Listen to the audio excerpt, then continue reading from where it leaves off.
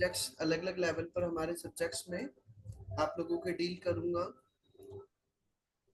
FA के बारे में हम अगर बात करें तो मैं सबसे पहले आप लोगों को अगर सब्जेक्ट के बारे में अगर इंट्रोडक्शन दूं तो हमारा जो ये सब्जेक्ट है बेटा एफए, या हम इसको बोलते हैं एफएफए भी बोला जाता है, फाइनेंशियल अकाउंटिंग।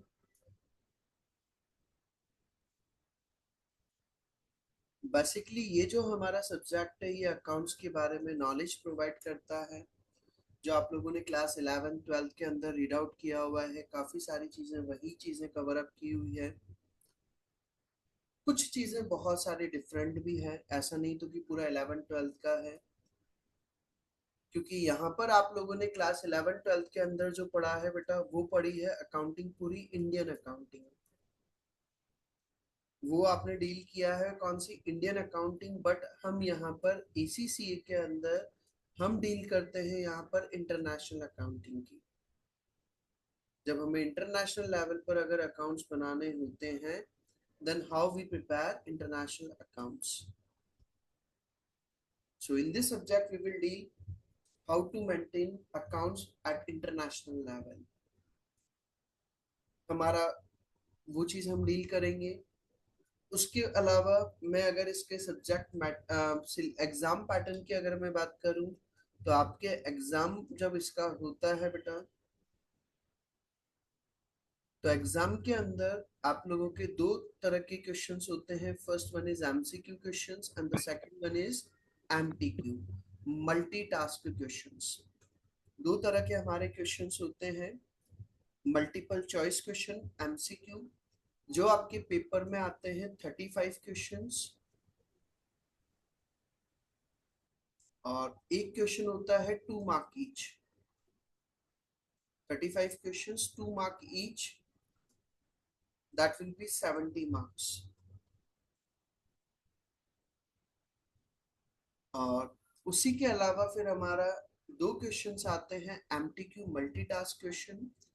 2 क्वेश्चंस आते हैं, वो आते हैं 15 मार्क ईच, जो आपके कवर अप होते हैं बेटा 30 मार्क्स के। और टोटल आपका पेपर होता है 100 मार्क्स का। सर ये जो मल्टीटास्क क्वेश्चन आते हैं ये किस तरह के क्वेश्चंस होते हैं, इसका पैटर्न कैसा होता है? बेसिकली आपका जो पेपर होता है बेटा वो होता है सीबी, कंप्यूटर बेस्ड एग्जाम। आप लोगों ने सब बच्चों ने कुछ वैसे जनरली एक एक पेपर आप लोग दे चुके हैं, और अगर किसी ने नहीं दिया हुआ है तो वो आप लोग देंगे तो आपको क्लियरिटी हो जाता है। कंप्यूटर बेस्ड एग्जाम होता है, ऑनलाइन एग्जाम होता है, जिसके अंदर आपको एमसीक्यू के अंदर तो ऑप्शन पर टिक करना होता है, like option A B C D. आपको ए बी सी डी इस तरह से वो दे दिया जाएगा, तो आपको जो भी ऑप्शन सही लगता है वो आपको करेक्ट करके क्लिक करना होता है।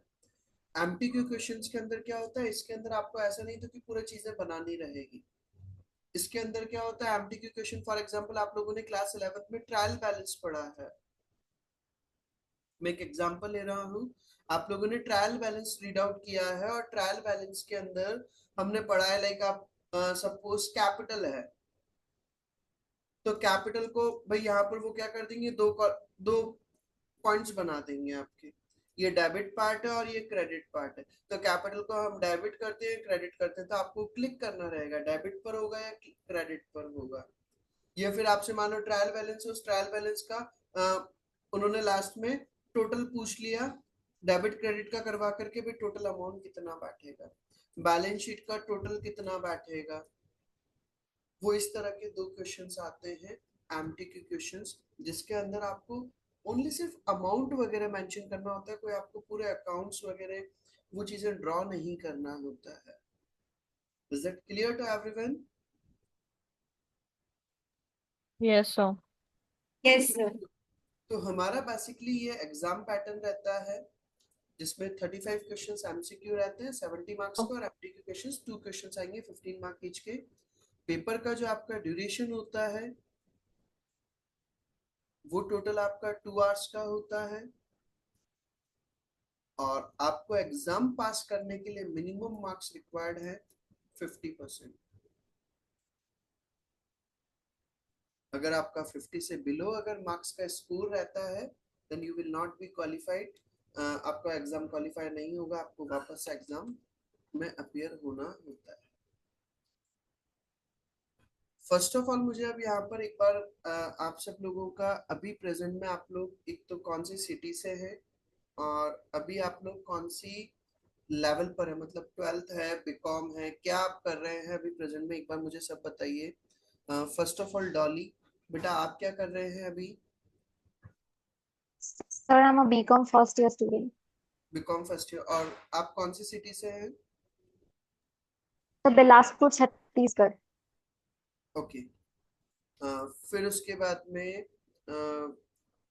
एतिन Mathur,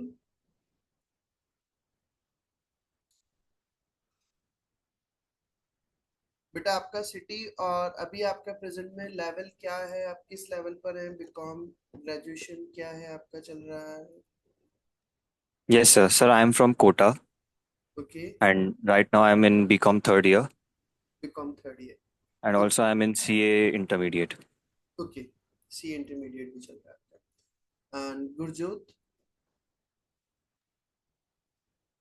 Yes, sir. So I read in class 12 and I'm also from Kota. Okay. And Harshit आपका बेटा? So BCom first semester Varanasi. Okay. Harshpreet Kaur? Yes, sir. So I'm from Bara City and right now I'm in first year BCom. Okay. And खुशी? Sir, I'm from Ujjain, Madhya Pradesh, and अभी BBA second year चल रहा है। Okay. And Nishita?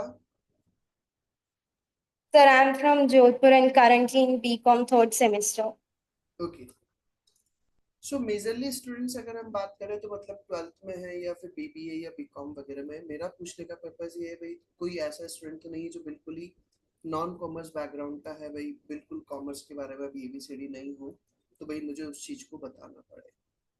तो मैंने सबसे पहले जो आपको बताया हमारा ये जो सब्जेक्ट है, हम यहाँ पर इस सब्जेक्ट के बारे में हम नॉलेज लेंगे। एफ ए या एफ एफ ए हम बोलते हैं इसको, जो हम यहाँ पर हम डील करने वाले हैं इंटरनेशनल अकाउंटिंग पूरा हम यहाँ पर रीड आउट करते हैं। मैंने आपको एग्जाम का पैटर्न बता दिया है।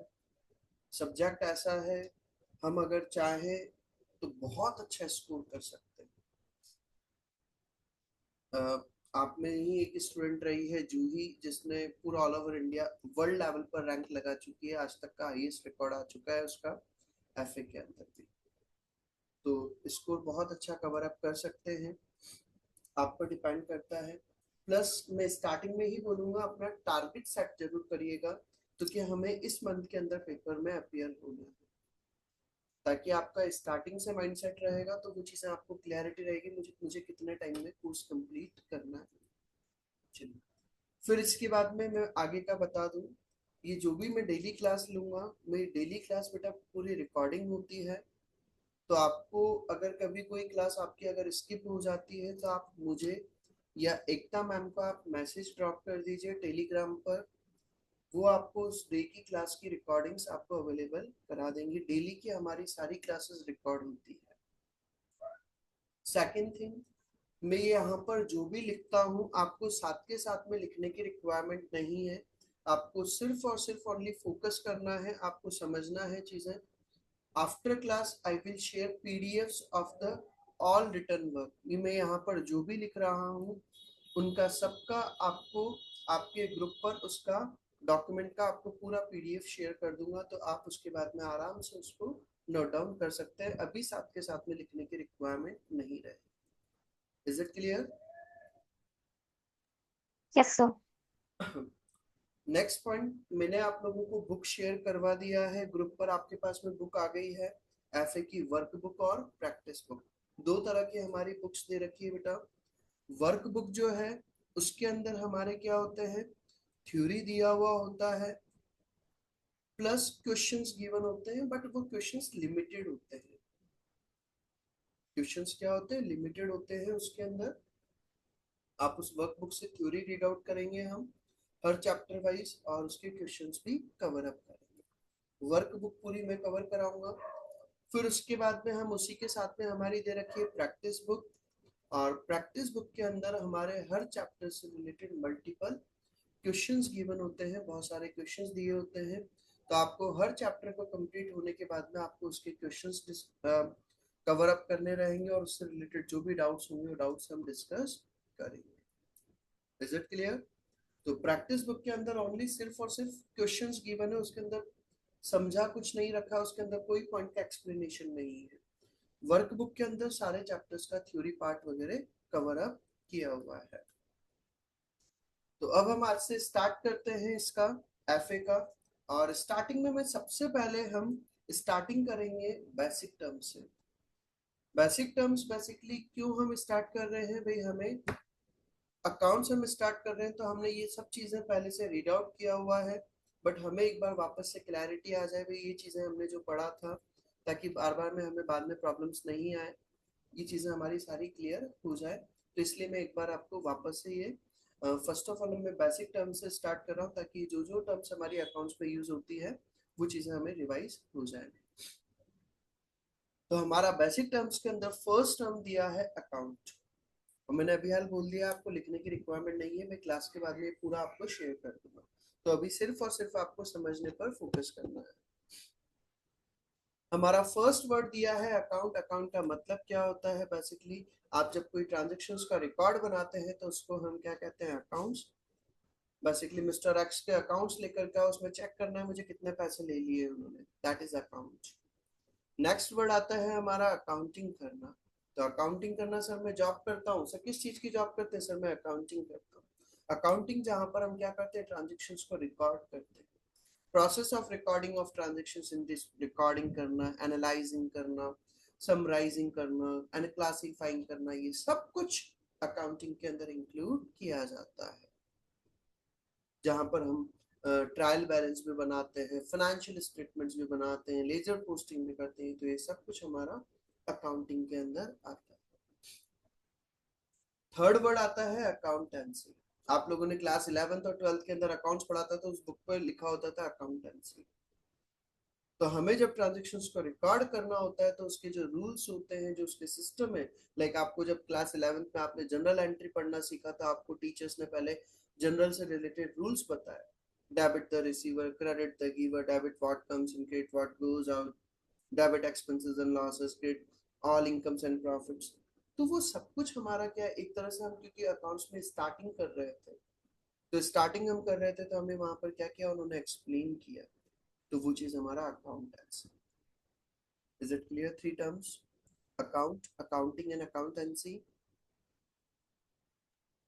Yes, sir. फिर इसी के बाद में हमारा नेक्स्ट टर्म दिया है बुक कीपिंग। बुक कीपिंग क्या होता है? अकाउंटिंग का first step of accounting in which we decide how to maintain books of accounts. हमें किस तरह के अकाउंट्स बनाने हैं, कौन कौन सी बुक्स हमें रिक्वायर्ड है, वो सब कुछ हमारा क्या होता है? बुक कीपिंग का पार्ट। फॉर एग्जाम्पल मैं बात करूँ, सब्सिडियरी बुक्स आप लोगों ने पढ़ा हुआ है क्लास 11 के अंदर, जहाँ पर हम डिफरेंट टाइप्स की बुक्स प्रिपेयर करते हैं, लाइक परचेज बुक, जिसके अंदर हम क्या करते हैं? Credit purchase of goods record करते हैं, ट्रांजेक्शन्स को रिकॉर्ड किया जाता है जब आप गुड्स परचेज करते हैं, और किसमें? क्रेडिट में अगर परचेज करते हैं तो उसको हम रिकॉर्ड करते हैं किसमें? परचेज बुक में। सेल्स बुक हम बनाते हैं जिसमें हम जब आप गुड्स वगैरह अगर क्रेडिट में सेल करते हैं तो उसको हम कहाँ पर रिकॉर्ड करते हैं? सेल्स बुक के अंदर। कैश बुक, जब हम कैश से रिलेटेड ट्रांजेक्शन्स को रिकॉर्ड करना होता है तो क्या करते हैं? हम कैश बुक बनाते हैं। तो कौन कौन सी बुक्स हमें प्रिपेयर करनी है, उसके वाउचर्स वगैरह बनाने हैं, वो सब कुछ हमारा क्या होता है? बुक कीपिंग का पार्ट। तो प्रिपरेशन ऑफ बुक्स,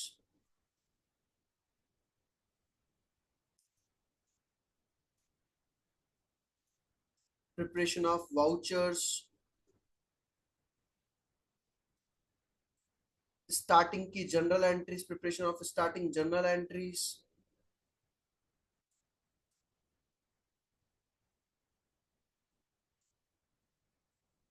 ये सब कुछ हमारा क्या होता है? बुक कीपिंग का पार्ट कहलाता है। तो फर्स्ट टर्म मैंने बता दिया accounts, record of transaction. Second term is accounting, जब हम रिकॉर्डिंग करते हैं तो उसको हम कहते हैं अकाउंटिंग करना। थर्ड वन इज अकाउंटेंसी, जो हमारे रूल्स रेगुलेशंस होते हैं। Fourth one is book keeping, accounting की जो हमारी फर्स्ट स्टेप होती है जहां पर हम किस तरह के हमें अकाउंट्स वगैरह बनाने, वो चीज हमारा बुक कीपिंग कहलाता है। फिफ्थ टर्म हमारा दिया है परचेज।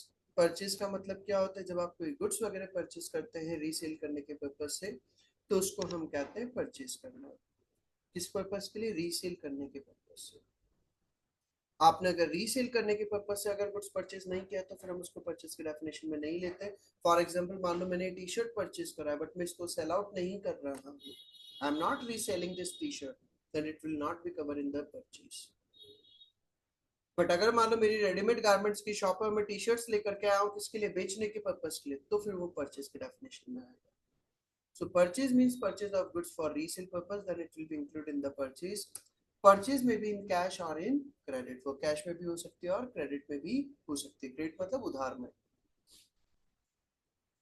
फिर इसी के बाद में दिया है हमारा नेक्स्ट टर्म परचेज रिटर्न, जिसको हम क्या बोलते हैं? रिटर्न आउटवर्ड भी बोला जाता है।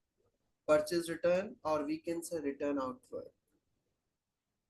सर ये क्या होता है? जब आप परचेज किए हुए गुड्स को किसी भी रीजन से अगर रिटर्न कर देते हैं तो उसको हम क्या कहते हैं? Purchase return. When purchased goods returned to the seller due to any reason like overpricing, आपने रेट ज्यादा लगा दिया, डिफेक्टिव गुड्स, आपने खराब चीज मुझे दे दिया, नॉट एज पर इंस्ट्रक्शन, जैसा मैंने बोला था वैसा आपने नहीं बनाया। फॉर एग्जाम्पल, मान लो मैंने बेकरी की शॉप है और मैंने वहां पर आपको बोला था भैया मेरे लिए केक बना देना, और कौन सा वाला बनाना है? एगलेस केक बनाना। मैग कंज्यूम नहीं करता हूँ, मैग यूज नहीं करता, मेरे लिए एगलेस वाला केक बना देना, और आपने मेरे लिए क्या बना दिया? एग वाला केक बना दिया। मेरे इंस्ट्रक्शंस को फॉलो नहीं किया। मैंने आपको बोला था मान लो चॉकलेट फ्लेवर का केक बनाना, और आपने मेरे लिए क्या बना दिया? वनीला फ्लेवर बना दिया। तो मेरे इंस्ट्रक्शंस को फॉलो नहीं किया तो मैं क्या कर दूंगा? वो जो परचेज किया वो गुड्स से वापस से रिटर्न कर दूंगा, तो उसको हम कहते हैं परचेज रिटर्न। और उसका सेकंड नेम होता है return outward. When goods return by buyer, और जब परचेजर ने जो गुड्स परचेज किया था और अगर वो गुड्स को रिटर्न कर देता है, देन एन डॉक्यूमेंट प्रिपेयर्ड, तो वो एक डॉक्यूमेंट बनाया जाता है, उस डॉक्यूमेंट को हम कहते हैं डेबिट नोट। उस डॉक्यूमेंट को मतलब कि जब बायर अपना परचेज किया हुआ गुड्स जब रिटर्न करता है तो उस टाइम पे वो जो डॉक्यूमेंट प्रिपेयर करता है उस डॉक्यूमेंट को हम कहते हैं debit note. Is it clear? Yes, sir. फिर इसी के बाद में हम आगे चले बेटा। डेबिट परचेज रिटर्न के बाद में नेक्स्ट वर्ड आता है हमारा सेल्स। नेक्स्ट वर्ड हमारा दिया है सेल्स। अब सेल्स क्या होता है? आप लोग जानते हैं सेल्स का मतलब, जब भी आप कोई बिजनेस से रिलेटेड कोई प्रोडक्ट्स वगैरह अगर सेल करते हैं तो उसको हम क्या कहते हैं? Sales. When goods sold for business purpose, जब आप अगर गुड्स वगैरह सेल करते हैं बिजनेस पर्पस के लिए तो उसको हम क्या कहेंगे? सेल्स। लाइक आपने बिजनेस में गुड सेल करा 1 लाख का, फ्रिज सेल करा, तो वो सब कुछ हमारी सेल्स में आ जाएगा। फिर नेक्स्ट वर्ड दिया है सेल्स रिटर्न। ये मैं सब कुछ बेसिक टर्म्स बता रहा हूँ, ये चीजें आप लोगों ने पढ़ा हुआ है, सिर्फ एक ब्रशअप कराने के लिए, वापस से रिकॉल कराने के लिए, ताकि ये चीजें मुझे बार बार आगे नहीं बताना पड़े, जो क्योंकि हमारा कई बार गैप लग जाता है तो वो थोड़ा सा चीजें हम माइंड से स्किप हो जाते हैं। तो नेक्स्ट पॉइंट हमारा दिया है सेल्स रिटर्न। सेल्स रिटर्न का मतलब क्या होता है? Also known as return inward, जिसको हम रिटर्न इनवर्ट भी कहते हैं।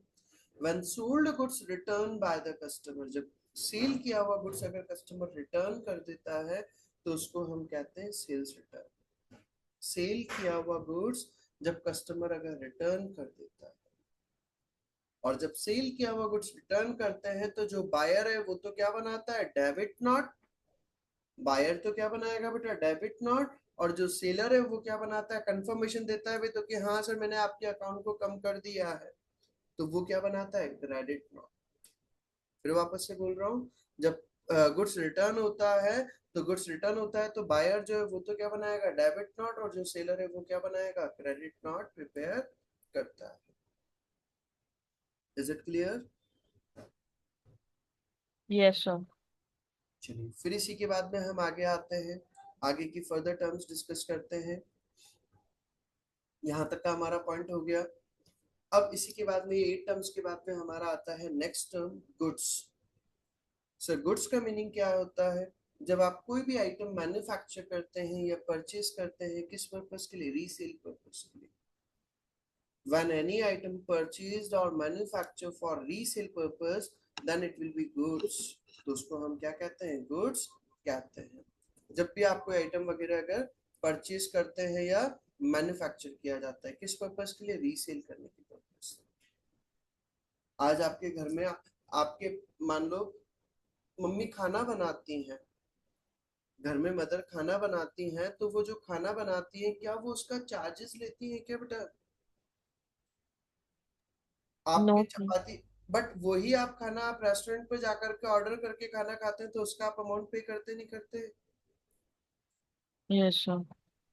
तो आपके घर के लिए वो जो आपके फूड बनाया गया है, वो आपका गुड्स की डेफिनेशन में नहीं आता, क्योंकि उसको रीसेल नहीं करते।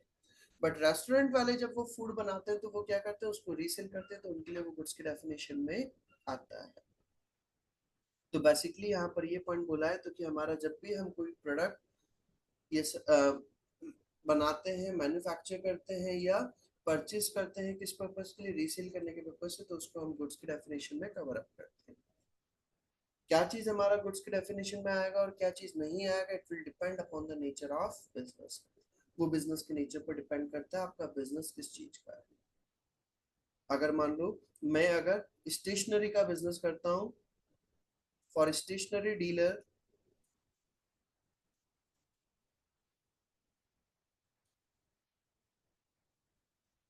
स्टेशनरी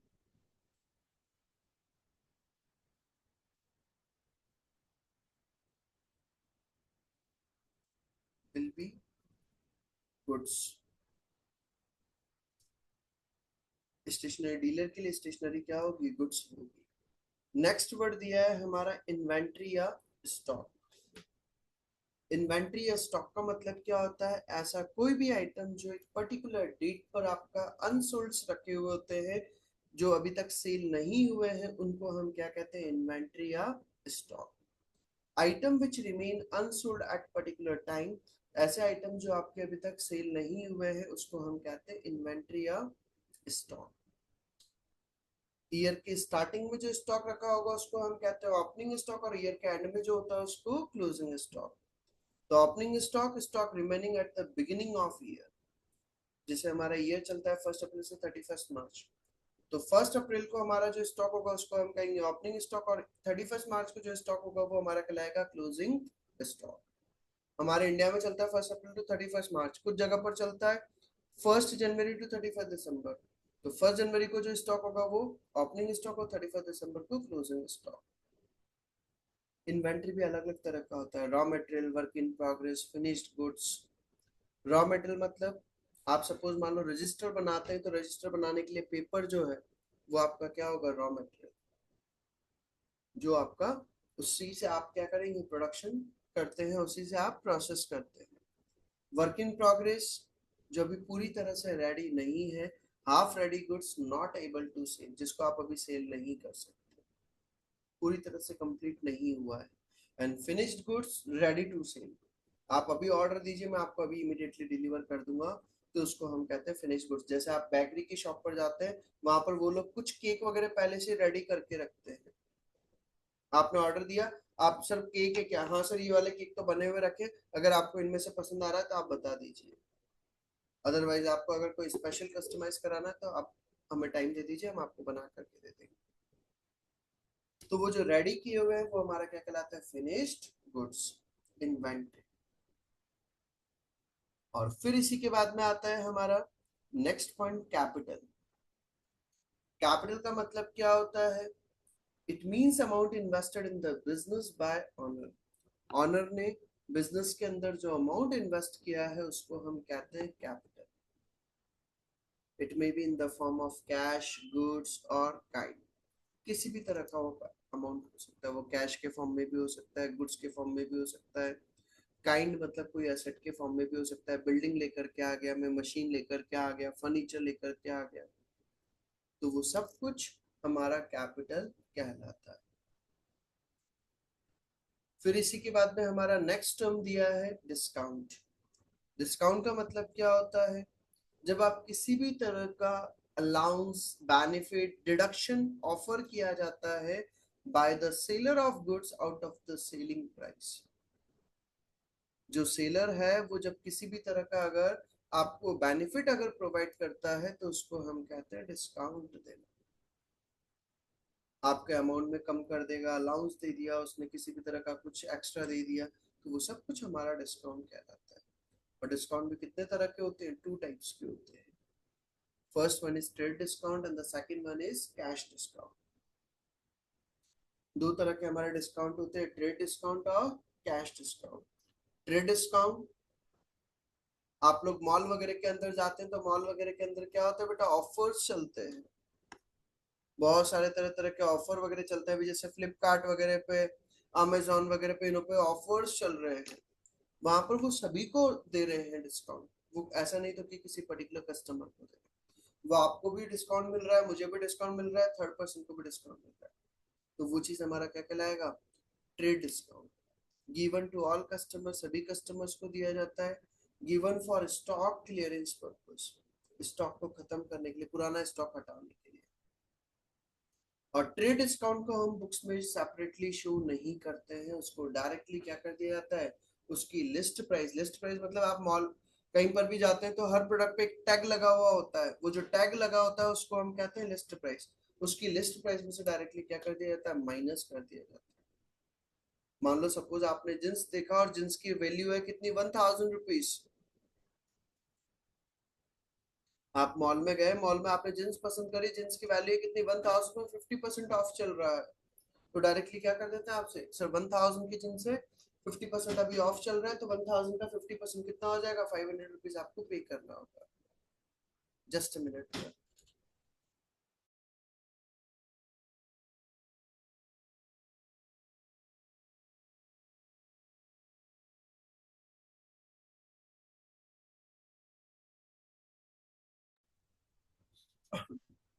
तो 1000 की हमारी जींस है और उस पर अगर 50% ऑफ चल रहा है तो वो चीज हमारा क्या कहलाएगा? Trade discount. जो बेसिकली क्यों दिया जाता है? स्टॉक को एंड करने के लिए, स्टॉक को खत्म करने के लिए, और सभी को दिया जाता है और उसको हम बुक्स में रिकॉर्ड नहीं करते। फॉर एग्जाम्पल जैसे हम बात करें, विंटर सीजन हमारा एंड हुआ, फरवरी के अंदर हमारा विंटर सीजन एंड हो जाता है। अब उसके बाद में हमारे स्वेटर्स हैं, जैकेट हैं, पुलोवर्स वगैरह हैं। तब मॉन्टी कार्लो वगैरह के आप स्टोर्स पर जाकर के देखेंगे, वर्धमान वुलन स्टोर्स पर जाकर के देखेंगे, तो जो जैकेट आपकी 4000 5000 की आ रही है अभी प्रेजेंट में, जब आपका सीजन एंड हो जाता है तो उस टाइम पर वो आधी रेट पे मिल जाती है। तो वो चीज हमारा क्या होगा? Trade discount. और फिर होता है कैश डिस्काउंट। कैश डिस्काउंट क्या होता है? जो किसी पर्टिकुलर कस्टमर्स को दिया जाता है। क्यों दिया जाता है? Given to receive cash payments earlier, ताकि आपसे जल्दी पेमेंट मिल सके, और उसको हम सेपरेटली शो करते हैं। जैसे फॉर एग्जांपल आप लोग गाड़ी परचेस करने जा रहे हैं, व्हीकल परचेस करने जा रहे हैं, तो आपसे पूछते हैं सर गाड़ी कैश में लेंगे या लोन वगैरह लेकर के लेंगे। अगर आप पूरा पेमेंट कैश में कर देते हैं तो फिर वो क्या कर देते हैं? आपको कुछ बेनिफिट्स प्रोवाइड कर देते हैं। स्कूल वगैरह में, कोचिंग्स वगैरह पर होता है, सर नॉर्मल फीस मान लो 50,000, आप अगर वन टाइम में अगर फीस डिपॉजिट कराओगे तो हम आपको 10% डिस्काउंट दे देंगे। तो वो 10% का आपको जो बेनिफिट दिया जा रहा है, जो कस्टमर अगर वन टाइम में डिपॉजिट कराएगा सिर्फ उसी को बेनिफिट मिलेगा, और जिसने अगर नहीं डिपॉजिट कराया तो उसको बेनिफिट नहीं मिलेगा। तो उसको हम कहते हैं कैश डिस्काउंट। और कैश डिस्काउंट हम क्यों देते हैं? Given to receive cash payment earlier, ताकि हमें कैश का पेमेंट जल्दी मिल सके, और उसको हम सेपरेटली बुक्स में शो किया जाता है। यहाँ तक का पॉइंट समझ में आ गया बेटा? Is it clear to everyone? Yes, sir. Discount का पॉइंट भी हमारा हो गया है। फिर इसी के बाद में हम आगे चले। नेक्स्ट वर्ड दिया है हमारा डेटर और अकाउंट रिसीवेबल्स। मैं फिर बोल रहा हूँ, ये सारे टॉपिक्स हमने पढ़ा हुआ है, ये सारे पॉइंट्स हमारे पढ़े हुए पॉइंट्स हैं, तो मैं एक बार बस इनको रिवाइज करा रहा हूँ ताकि चीजें रिकॉल हो जाए। हम इसका मेन चैप्टर, अभी ये चैप्टर में एक बार पहले कवर अप करा दूं, पहले पूरा टॉपिक, फिर उसी के बाद में मैं एक और टॉपिक कवर कराऊंगा, प्रिंसिपल्स ऑफ अकाउंटिंग। जो आप लोगों ने क्लास 11 में भी पढ़ा होगा, अकाउंटिंग के प्रिंसिपल्स क्या क्या होते हैं, वो टॉपिक कवर कराने के बाद में फिर मैं मेन बुक का स्टार्ट कर दूंगा। तो 1 या 2 लेक्चर अभी मेरे इन चीजों में कवर होंगे, उसके बाद में फिर हम मेन टॉपिक का स्टार्ट कर देंगे। तो अब हमारा नेक्स्ट वर्ड दिया है, नेक्स्ट टर्म हमारा दिया डेटर और अकाउंट रिसीवेबल्स। डेटर या अकाउंट रिसीवेबल्स का मतलब क्या होता है? जब आप गुड्स क्रेडिट में अगर सेल करते हैं तो जिस पर्सन को आपने गुड्स क्रेडिट में सेल किया है उस पर्सन को हम कहते हैं debtor. When goods sold on credit, then person to whom goods sold known as debtor. And debtor will make payment in future. Debtor क्या करेगा? हमें फ्यूचर में पैसा देगा। For example, Ramesh sold goods to Suresh of $1 lakh. Ramesh ने क्या करा बेटा? गुड्स सेल करा है सुरेश को $1 लाख का। तो रमेश की बुक्स में हम क्या करेंगे? सुरेश का नाम किस नाम से लिखेंगे? डेटर के फॉर्म में रिकॉर्ड किया जाएगा। रमेश अपनी बुक्स में क्या करेगा? सुरेश का नाम लिखेगा डेटर के फॉर्म में। क्यों? क्योंकि ये मुझे क्या करेगा? फ्यूचर में पेमेंट करने वाला है, तो वो उसके लिए क्या होगा? डेटर कहलाएगा। नेक्स्ट वर्ड दिया है क्रेडिटर और we can say account payable. Creditor और अकाउंट पेबल। सर ये क्या होता है? When goods purchase on credit, जब आप गुड्स क्रेडिट में परचेस करते हैं, उधार में गुड्स परचेस करते हैं, then person from whom goods are purchased, तो जिस पर्सन से आपने गुड्स परचेस किया है उस पर्सन को हम कहते हैं क्रेडिटर। जिस पर्सन से आपने गुड्स परचेस किया है, क्योंकि वो हमसे पैसा लेने वाला है। Ramesh sold goods to the Suresh. Ramesh ने क्या करा बेटा? गुड्स सेल करा है किसको? सुरेश को। तो फिर in the books of Suresh, Suresh की बुक्स में रमेश क्या होगा? क्रेडिटर कहलाएगा। सुरेश की बुक्स में रमेश क्या होगा? क्रेडिटर होगा। क्यों? क्योंकि उससे पैसा लेना, उसको वो पैसा देगा। सुरेश अपनी बुक्स में लिखेगा भाई रमेश मुझसे पैसे मांगता है, डिमांड करेगा कितने रुपए, जो भी गुड्स आपने परचेस करा है वो। इसी के बाद में नेक्स्ट पॉइंट हमारा दिया है बैड डेट और ई रिकवरेबल डेट। बैड डेट और ई रिकवरेबल डेट ये क्या होता है? जब आप किसी पर्सन को गुड्स क्रेडिट में सेल करते हैं, उधार में गुड्स सेल करते हैं, या किसी से आपको कोई अमाउंट चार्ज करना है और वो अमाउंट जब आपको रिकवरेबल नहीं होता है। When goods sold on credit, जब आप गुड्स क्रेडिट में सेल करते हैं, amount which is not recoverable from debtor, और जो अमाउंट आपको डेटर से रिकवरेबल नहीं होता, मतलब कि वो फ्यूचर में रिसीव नहीं होगा, उसको हम क्या कहते हैं? बैड डेट कहते हैं। फॉर एग्जाम्पल, मान लो मैंने गुड्स सेल करा 1 लाख का, बट डेटर्स ने अभी तक मान लो ओनली 60,000 में पे करा है, और उन्होंने क्या कर दिया? जो रिमेनिंग 40,000 था उसको पे करने से उन्होंने डिनाई कर दिया, भैया मैं नहीं दूंगा। तो वो जो 40,000 का जो अमाउंट है जो उन्होंने मना कर दिया है देने से, वो 40,000 का अमाउंट को हम क्या कहेंगे? बैड डेट या irrecoverable debt. Is it clear? Yes, sir. ये मैंने 15 टर्म्स मैंने बता दिए हैं बेटा यहाँ तक के। फिर एक और वर्ड हम लेते हैं 15 टर्म्स के बाद में, bad debt recover. Bad debt recovered क्या होता है? बेसिकली जो अमाउंट में लास्ट ईयर बैड डेट के फॉर्म में राइट डाउन कर चुका था, राइट ऑफ कर चुका था भाई, तो कि मैंने मान लिया था तो कि अमाउंट मेरा पैसा डूब गया है, मुझे नहीं रिसीव होगा फ्यूचर में, it will not B recoverable in the future. But मैंने क्या कर दिया? वो अमाउंट बैड डेट हो गया था, मैंने उनके ऊपर एक्शन लेना स्टार्ट कर दिया, पुलिस में केस कर, पुलिस में रिपोर्ट लिखा दिया, कोर्ट में केस स्टार्ट हो गया। किसी भी रीजन से अगर मुझे उस अमाउंट में से अगर कुछ पोर्शन अगर रिकवर हो जाता है, मैंने अगर मान लो बैड डेट लिखे हुए थे 10,000 के,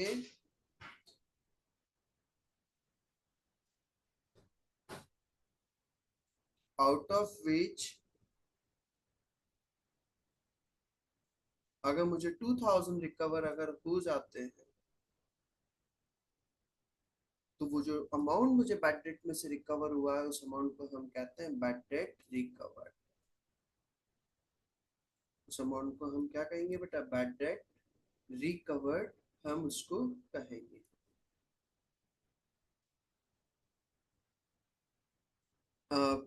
गुरजोत बोल रही है sir your voice is almost inaudible now, is it Audible बेटा?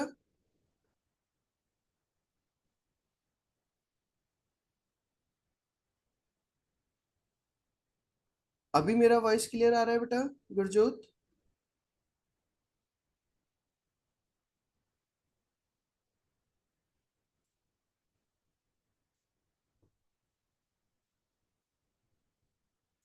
तो देखिए, हम बैड डेट रिकवर्ड का मतलब मैंने क्या बताया, जब हमारा जो अमाउंट है बैड डेट के फॉर्म में हम रिकॉर्ड कर चुके हैं और उसमें से अगर हमें कुछ अमाउंट रिकवर अगर होता है तो उस अमाउंट को हम कहते हैं bad debt recovered, and it will be the profit for the organisation. क्योंकि बैड डेट हमारे बिजनेस के लिए क्या है, लॉस है, तो बैड डेट रिकवर्ड हमारे बिजनेस के लिए क्या होता है, प्रॉफिट कहलाता है। एंड नेक्स्ट टर्म हमारा आता है ड्राइंग्स। नेक्स्ट टर्म हमारा आता है ड्राइंग्स। ड्राइंग्स का मतलब क्या होता है, जब आप बिजनेस से कैश या गुड्स या कोई एसेट अपने पर्सनल यूज के लिए अगर निकाल करके ले जाते हैं तो उसको हम कहते हैं drawings. It means amount withdrawn from the business for personal use. आप अपने बिजनेस से किसी भी तरह का अमाउंट कैश के फॉर्म में, गुड्स के फॉर्म में या किसी भी एनी अदर फॉर्म में अगर निकाल करके ले जाते हैं, अमाउंट विथड्रॉ कराया जाता है तो उसको हम कहते हैं drawings. For example, owner of business paid tuition fees of ₹5,000 of his daughter. Business के ऑनर ने क्या करा, अपनी डॉटर की ट्यूशन फी पे करी है, कितनी, 5,000 आउट ऑफ बिजनेस इनकम, तो वो हमारा क्या कहलाएगा, ड्राइंग्स कहलाएगा, ट्रीटेड एज ड्राइंग्स।